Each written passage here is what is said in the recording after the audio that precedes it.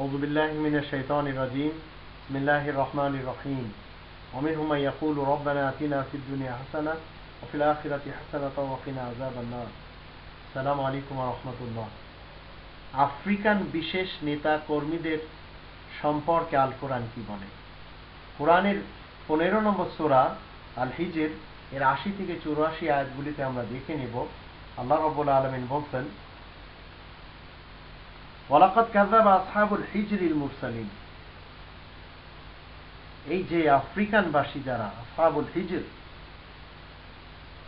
এই হিজরবাসীগণ রাসূলদের প্রতি মিথ্যা আরোপ করে। ওয়া আতাইনাহুম আয়াতিনা ফাকানু আনহা মুরিদিন। আমি তাদের কাছে আমার নিদর্শন দিয়েছি, কিন্তু তারা সেই নিদর্শনগুলি ছুঁড়ে ফেলে এবং নিদর্শনগুলি এক কিনারায় করে তারা জীবন কাটায়। ওয়া কানু ইয়ানহিতুনা মিনাল জিবালি বুয়ুতান আমিনিন। তারা পাহাড় কেটে ঘর নির্মাণ করে নিরাপদে বসবাস করার জন্য। ফাআখাযাতুহুমুস সাইহাতু মুসবিহিন। তারপর প্রভাতকালে মহানা তাদেরকে আঘাত করে। ফামা আগনা আনহুম মা কানু ইয়াকসিবুন। সুতরাং তারা যা অর্জন করে তা তাদের কোনো কাজে আসে না।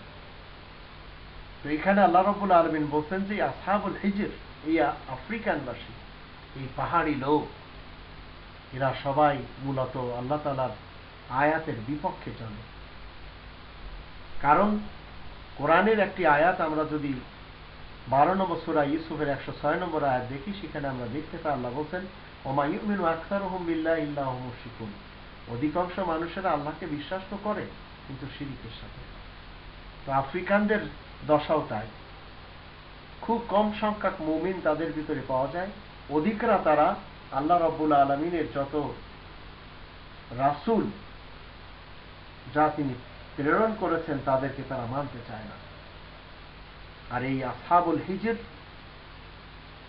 এদেরকে আমরা খুব ভালো করে দেখতে পাচ্ছি। আজ এদের অধিকাংশরা কোনো রাসূলদের বিশ্বাস করতে রাজি না।